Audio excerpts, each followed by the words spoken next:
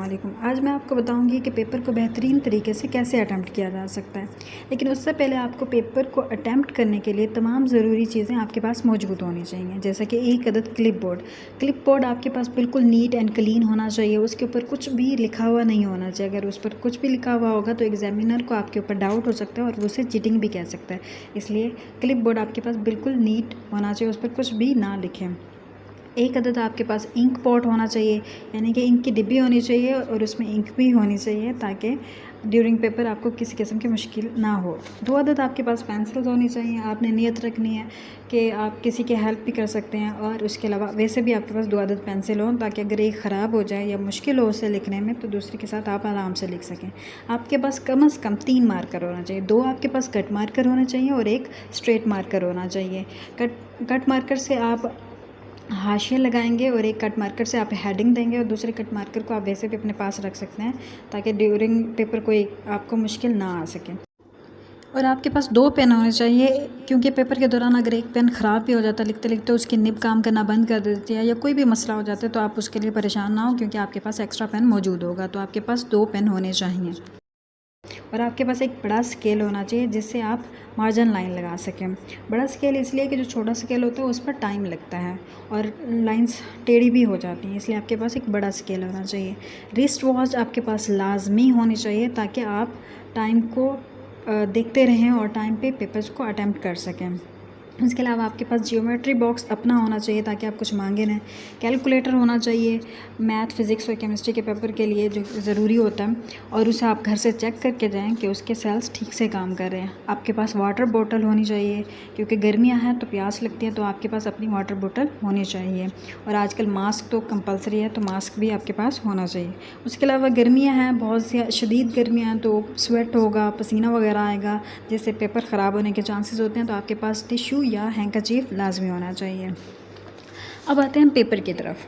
तो सबसे पहले जब आपको पेपर मिलेगा तो आपने उसको बहुत अच्छे से अंडरस्टैंड कर लेना है। आपने कम से कम 2 बार उसे पहले रीड करना है, उसके बाद अटैम्प्ट करने की कोशिश करनी है।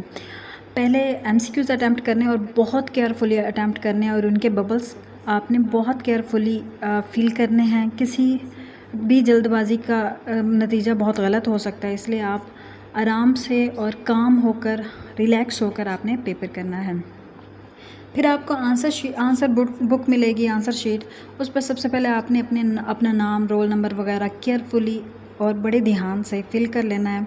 आंसर शीट पर मार्जिन लाइंस लगा लें दोनों साइड्स पर, और जैसे कि आप लोग पिक्चर्स में देख रहे हैं इसी तरह आप लोगों ने मार्जिन लाइन लगानी है। फिर क्वेश्चन नंबर्स को सीक्वेंस से करना है। आपने कभी भी उसकी सीक्वेंस चेंज नहीं करनी। लेट्स सपोज आपके पास अगर आपको क्वेश्चन नंबर 1 का पार्ट 2 पहले आता है तो आपने उसको पार्ट 2 की ही हेडिंग देंगे, पार्ट 1 की नहीं, यानी कि पेपर की सीक्वेंस कभी भी चेंज नहीं करनी। जब भी कोई क्वेश्चन आप कंप्लीट कर लें तो उसके नीचे छोटी सी लाइन लगाएं, उसके बाद दूसरा क्वेश्चन स्टार्ट करें। डेफिनेशंस के साथ एग्जाम्पल ज़रूर लिखा करें, इससे पेपर का इंप्रेशन अच्छा पड़ता है। डायग्राम वाले क्वेश्चंस हैं तो उस पर डायग्राम ज़रूर बनाया करें।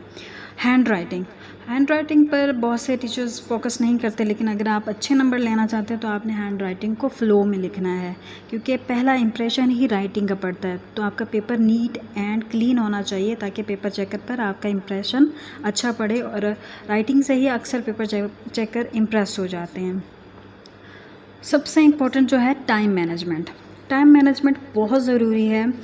आपने किसी एक पेपर पर बहुत ज़्यादा टाइम नहीं लगा देना। आपने सबसे पहले तो पेपर को अंडरस्टैंड कर लेना है, और जो बहुत अच्छे से आपको क्वेश्चन आते हों, इजी हों, उन्हें आप सबसे पहले अटैम्प्ट कर लें। याद रखें कोई भी क्वेश्चन आपने छोड़ना नहीं है। कोई क्वेश्चन ऐसा है जो आपको नहीं आता, थोड़ा भूला हुआ है, तो भी आप उसमें कुछ ना कुछ ज़रूर लिख के आएँ। खाली छोड़ देंगे तो आपको उसके मार्क्स नहीं मिलेंगे, लेकिन कुछ ना कुछ लिखेंगे तो आपको आधा नंबर, 1.5 नंबर, 1 नंबर लाजमी मिल जाएगा। तो कुछ भी छोड़ना नहीं है। और कोशिश करें कि पेपर के दौरान कभी भी कटिंग ना करें, क्योंकि कटिंग से बहुत बुरा इंप्रेशन पड़ता है। ज़्यादा से ज़्यादा कोशिश करें कि ज़रा भी कटिंग ना हो। अगर कटिंग हो भी तो उसे बहुत ज़्यादा कट करके दिखाने की ज़रूरत नहीं है, बस छोटा सा कट लगाएं और आगे बढ़ जाएं। किसी एक क्वेश्चन पर आपने बहुत ज़्यादा टाइम वेस्ट नहीं करना, टाइम को मैनेज करते रहना और टाइम पे नज़र रखनी है। लास्ट में आपने पेपर को रिवाइज़ करना है। कम से कम आपने पेपर को 2 बार रिवाइज़ ज़रूर करना है। अगर उसका टाइम नहीं है तो एक बार तो ज़रूर लाजमी पूरे पेपर को रीड कर लें। अगर कोई ग्रामर की मिस्टेक हो गई है या कुछ भी आपने इधर उधर मतलब फ़्लो में लिखते लिखते कुछ भूल गए तो उसमें ऐड कर दें। खुद से आप पहले रीड कर लेंगे तो आपकी गलती करने के चांसेस कम हो जाएंगे। इस तरह आप पेपर को बहुत अच्छे से अटैम्प्ट कर सकते हैं। कैसी लगी आपको ये इन्फॉर्मेशन? अगर अच्छी लगी हो तो वीडियो को लाइक कर दें और मज़ीद अच्छी इन्फॉर्मेशन के लिए मेरे चैनल को सब्सक्राइब कर दें। अल्लाह आप सबको आसानी अता फरमाए। Thank you so much.